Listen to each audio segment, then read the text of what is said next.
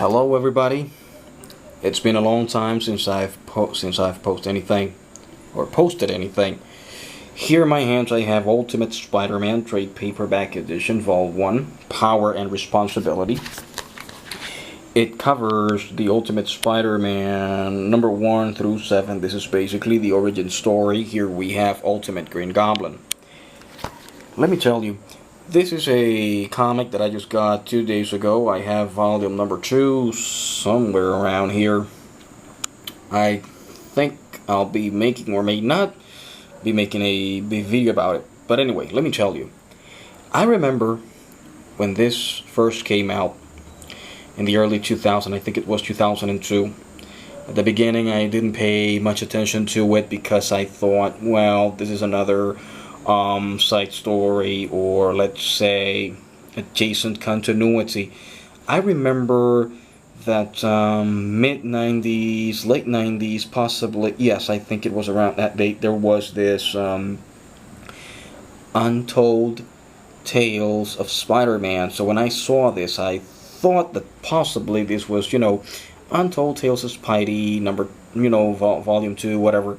Nevertheless, people, let me tell you, I was wrong. This is the shit.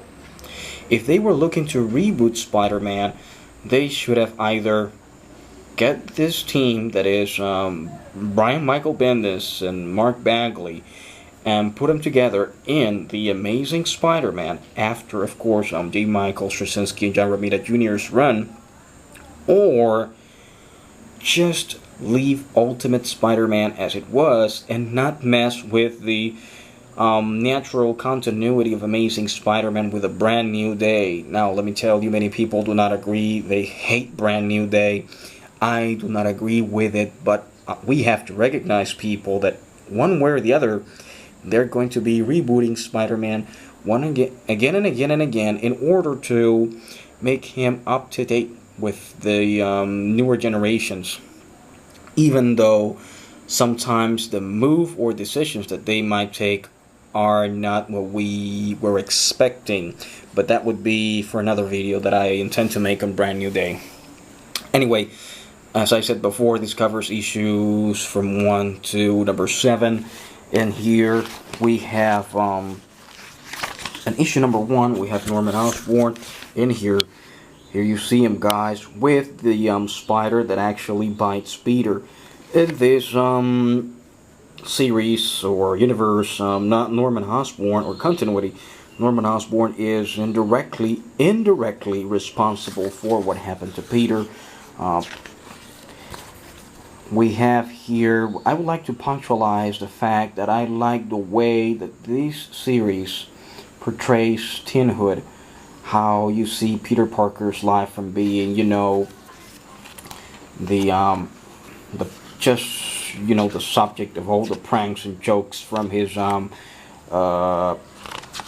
partners or friends, if you can call them friends at school. Here you have Harry Osborn. Nevertheless, he gets bitten by the spider. Afterwards, he goes to the wrestling business in order to get some money. Let me tell you that the Spider-Man suit is actually given to him. Here we have Aunt May and Uncle Ben. Uncle Ben. Actually, the Spidey suit is given to him by the owner of the wrestling ring, because he said that Peter looked like a dork with his self-made costume. Let me tell you that I said at the beginning that Norman Osborn was indirectly responsible.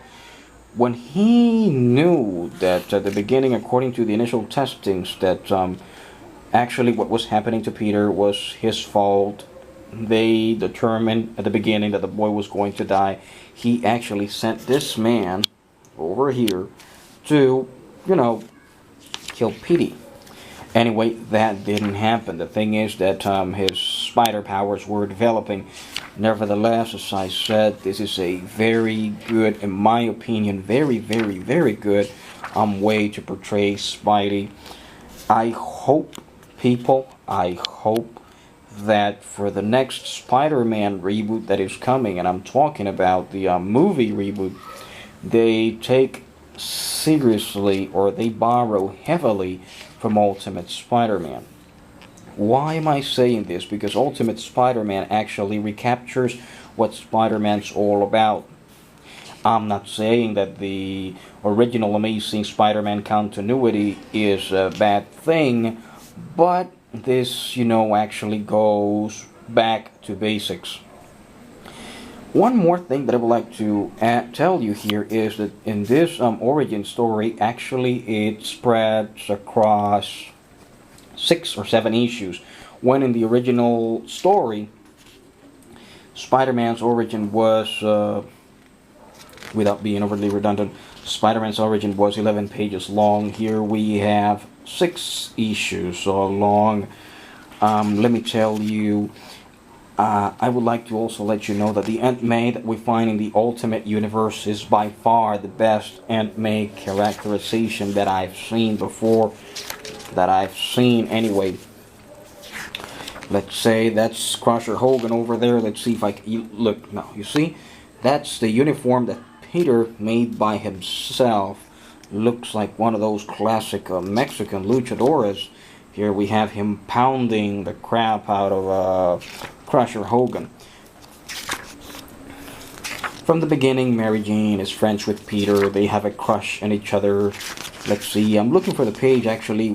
Here is when the owner of the ring gives Peter over there the costume that he's gonna use from that point on. There you have it, guys. The Amazing Spider-Man costume. This time not made by Peter, but made by this wrestling ring owner and given to Peter.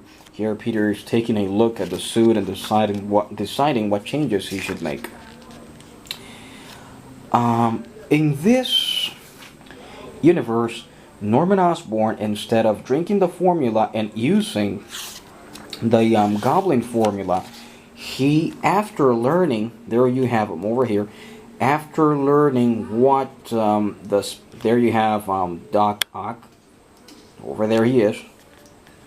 After he learns what the spider bite did for Peter, he wants to use the formula on himself, and actually that is what transforms him into the Green Goblin. But in this universe, the Green Goblin is a beast. But I think, if I am not mistaken, that I saw a Spider-Man cartoon years ago, 1980s I think it was, where actually Norman Osborn transformed into the Green Goblin. But that's, part of another story.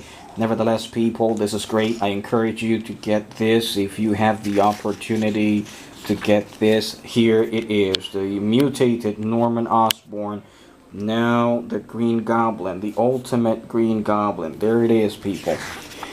And one more thing that I would like to, there is plenty of character development in here. One thing that I really like is how Peter Parker developed his web, or his webbing. Actually, he took the idea from some old formulas that his father, in this universe, his father was a pretty smart guy.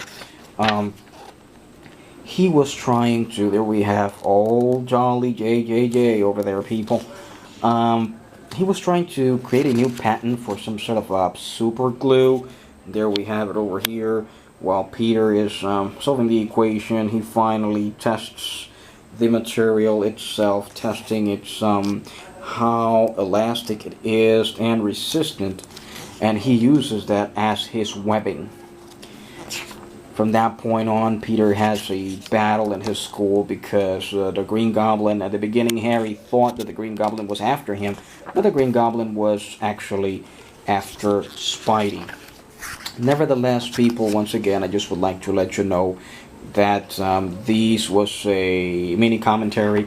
I'm not much of a big reviewer, but I just would like to let you know, for those of you who haven't read Ultimate Spider-Man, I do encourage you to get this. I do encourage you to read it, and you'll see Those of you that perhaps had a negative opinion on it or were uncertain of it will find out that this is a very good spin and take on Spider-Man story.